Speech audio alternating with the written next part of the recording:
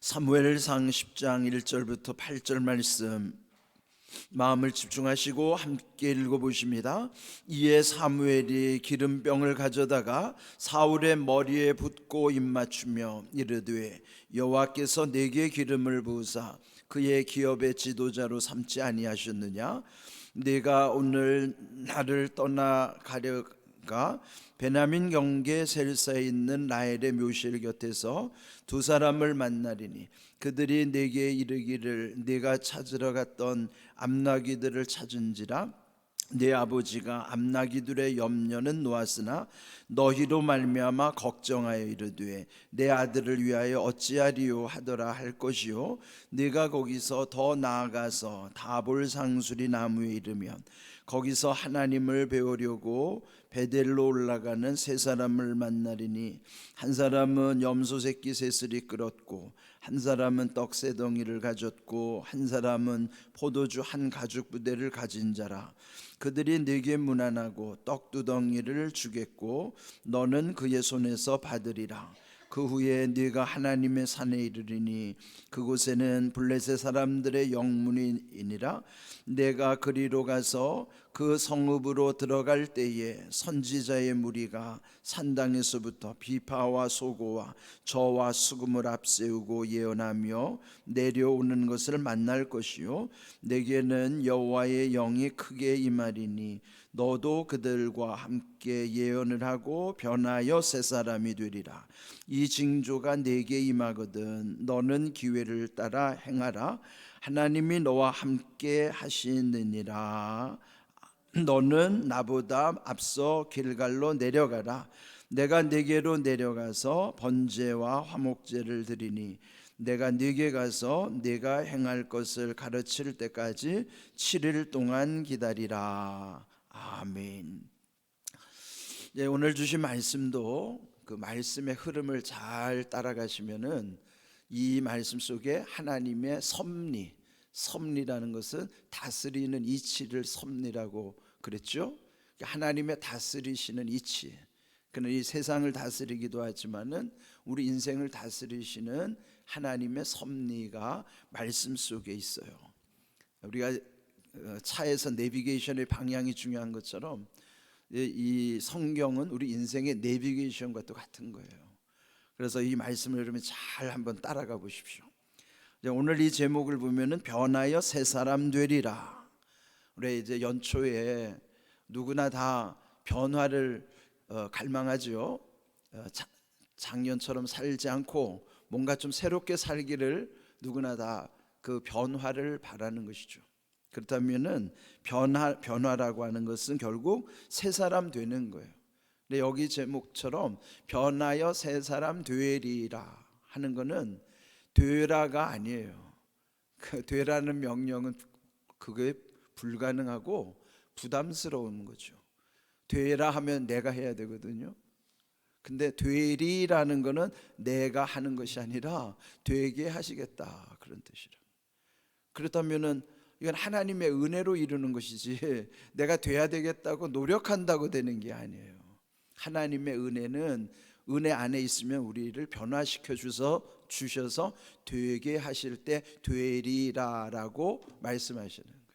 그러니까 여러분 변하여 새 사람 되라가 아니고 변하여 새 사람 되리라, 되게 하시겠다는 은혜를 말씀해 주시는 겁니다.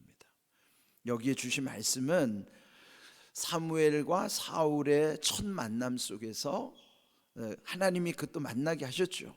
그러면 그 만남 속에는 하나님의 예비하신 은혜가 있고, 그래서 우리는 만남 속에도 서로에 대한 축복이 있어야 돼요. 축복은 복을 빌어주는 거죠.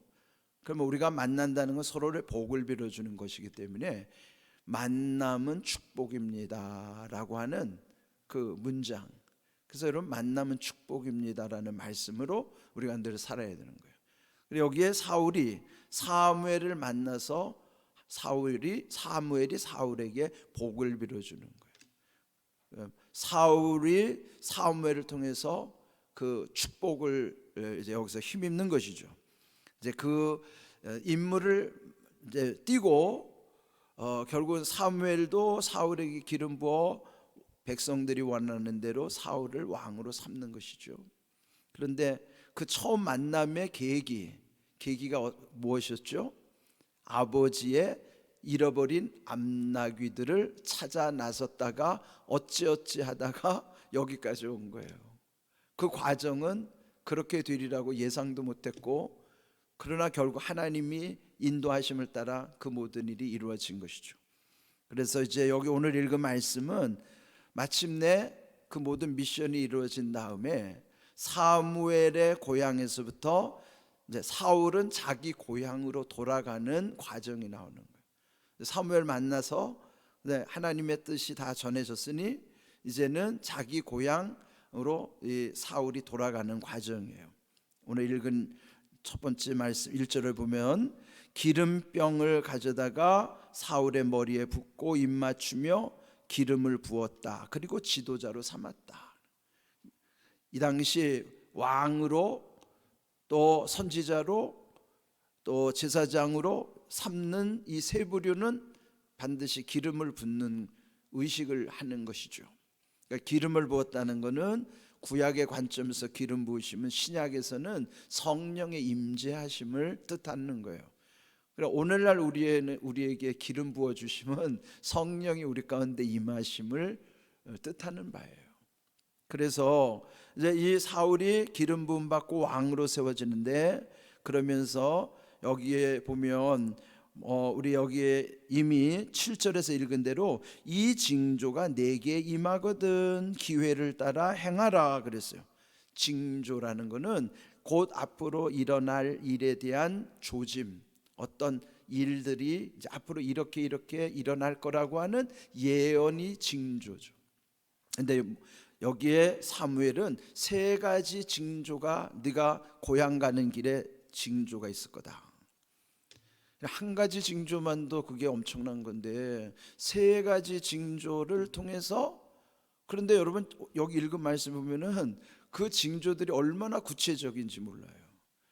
거기 보면은 세 사람을 만날 것이고 두 사람을 만날 것이고 또 누구를 만날 것인데, 이런 것이 숫자를 다 명시해 놨으니, 아니 그거를 대충 말해줘도 그게 엄청난 일인데 아주 숫자까지 정확히 찝어서 말한다 그러면은 그게 얼마나 세심한 거예요. 하나라도 틀리면 안 되는 거 아니에요? 얼마나 세심한. 첫 번째 징조가 뭔가 2절 보세요. 네가 오늘 나를 떠나 가려다 베냐민 경계 셀사에 있는 라헬의 묘실 곁에서 두 사람을 만나리니. 그래서요, 그러니까 두 사람 아주 두 사람이라고 딱 지명했어요.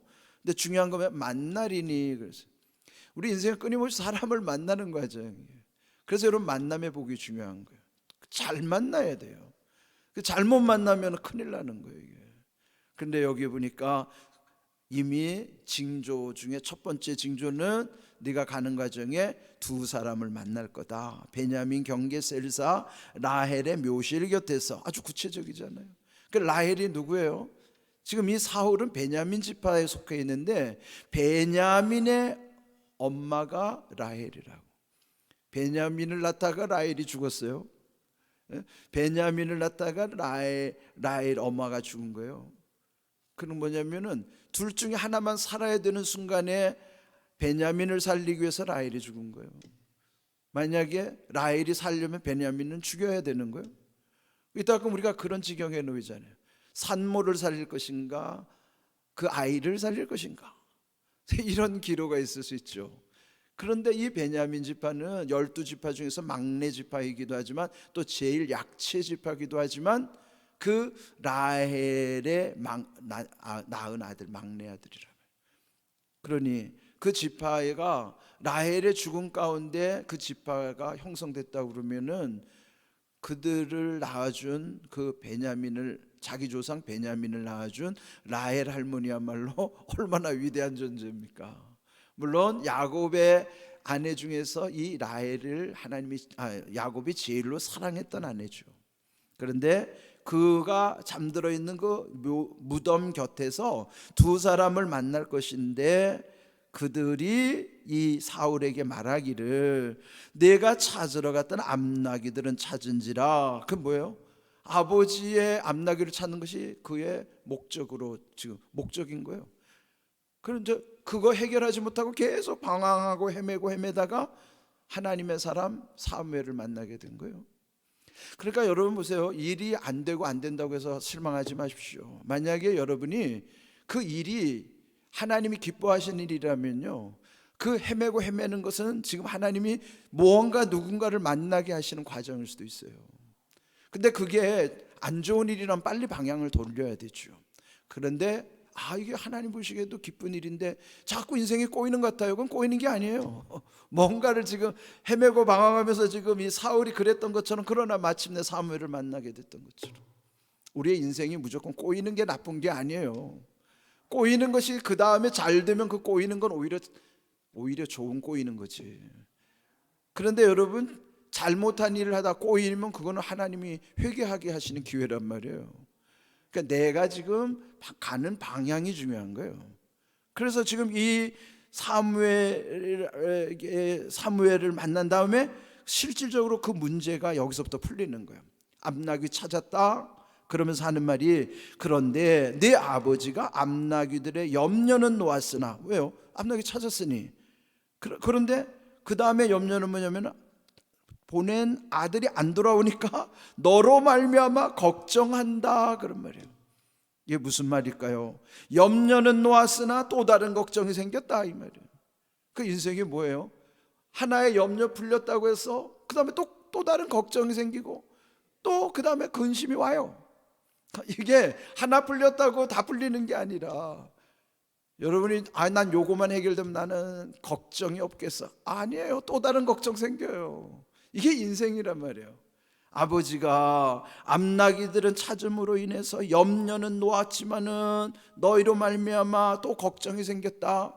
그러니까 염려, 걱정, 근심은 이 인생이 사는 동안에요, 마치 그림자처럼 따라다닌단 말이에요.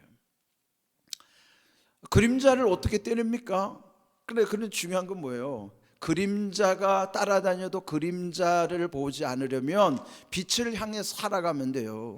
근데 빛을 등지면 맨날 그림자만 보고 살아가는 거예요, 이게. 그러니까 누구를 보느냐가 중요한 거예요. 내가 빛이신 주님을 보면 나를 따라다니는 그림자 안 보여요. 나를 따라다니는 염려, 걱정, 근심이 나를 움직이지 못한다 이 말이에요. 그럼 주님을 등져 보세요. 마치 해를 등지면 그림자만 내 앞에 보이는 것처럼, 주님을 등지고 가면 맨날 그림자처럼 따라오는 염려, 걱정, 근심으로 인하여 내 인생이 꼬인다고요. 이거 중요한 진리의 사실이에요. 그러니까 여기서 지금 만난 그 두 사람이 말해주는 것처럼, 네 아버지 처음 염려 그거 풀렸지만 너로 인하여 걱정 생겼다. 그러면 그거 또 해결된다고? 또 근심 생겨요. 염려, 걱정, 근심이라고는 이 삼총사는 끊임없이 우리를 괴롭힌다는 말이에요. 어떻게 해요? 그거 없앨 수 없어요. 다만 빛을 향하여 살아가면 나를 따라오는 그림자는 나와 아무 상관이 없어요. 그래서 여러분, 빛을 등지면 그림자에 늘 여러분이 그림자로 인하여 고생하지만, 빛을 향하면 저 아래 동네 말로 암시량 없어. 암시량 안 해요. 그러니까 걱정하지 마세요. 지금 웃는 사람은 다 그 동네 사람들이라고요. 그러니까 여러분, 이게 우리가 염려, 걱정, 근심 자체가 문제가 아니고 내 삶의 방향이 문제란 말이에요. 지금 이렇게 징조 첫 번째요. 두 번째 징조 3절 보면은, 거기에 내가 다볼 상술이 나무에 이르면 하나님을 뵈려고 베델로 올라가는 세 사람을 만날 것인데, 또 거기는 염소 새끼 셋을 이끌고 한 사람은 떡세 덩이를 가졌고 한 사람은 포도주 한 가죽 부대를 가진지라, 그들이 내게 문안하고 떡두덩이를 주겠고 그의 손에서 받으리라. 아니, 떡도 예비하셨어요 하나님이. 그게 무슨 말씀이에요? 여러분이 하나님의 은혜 안에 살면은 떡 문제도 이렇게 다 해결이 된다는 거예요. 예? 그런데 여기서 보면은 베델로 올라가는 세 사람을 만나리니, 앞에서는 첫 번째 징조에는 두 사람을 만났고 여기서 두 번째 징조에는 세 사람을 만났고 마침내 또 5절에 보면 그 후에 내가 하나님의 산에 이르리니 그곳에는 블레셋 사람들이 영문이 있느니라. 그리로 가서 그 성읍으로 들어갈 때 선지자의 무리를 만나는 거예요. 선지자의 무리. 그러면 하나님의 그 예배를 집례하는 사람들을 만나는데 그들이 말하기를 내게는 여호와 영이 크게 임하리니 너도 그들과 함께 예언을 하고 변하여 새 사람이 되리라는 예언의 말씀을 주셔. 축복의 말씀을 주셔. 그 이제 세 번째 징조가 뭐예요? 하나님의 사람을 만나는 거예요. 예? 그러니까 여러분 중요한 거 보면은 여러분이 주의 종과 친하게 지내야 돼요. 예? 그러니까 무슨 일이 있으면 와서 기도를 요청할 수 있고 친밀하게 주의 종과의 관계를 유지해야 된단 말이에요. 그러면서 여기에 그 주의 종들로 하여금 내게는 여호와의 영 성령이 크게 임하면 또 그들과 함께 예언하고 변하여 새 사람 되리라.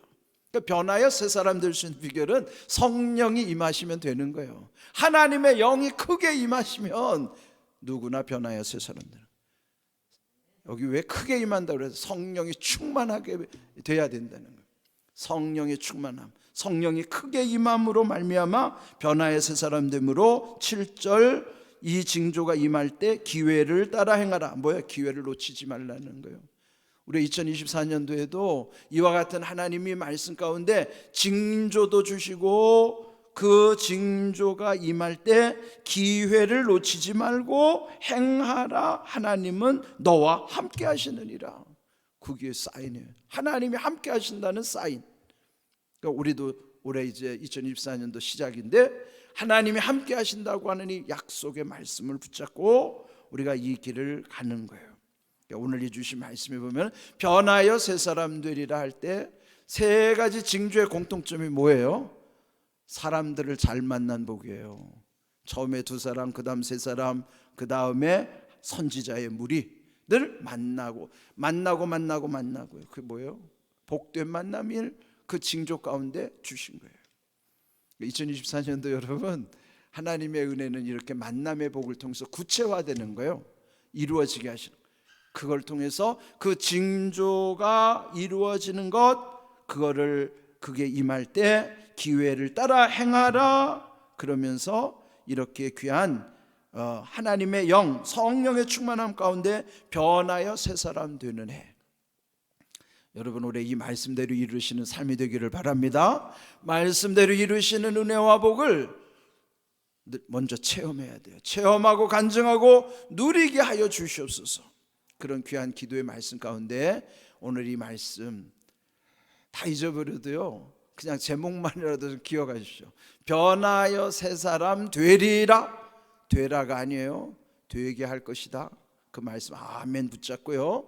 올해도 이 귀한 말씀 하나님께서 주시는 징조의 말씀, 이 예언의 말씀 붙잡는 약속이 이루어지는 말씀이 되기를 주님의 이름으로 축복합니다. 아멘.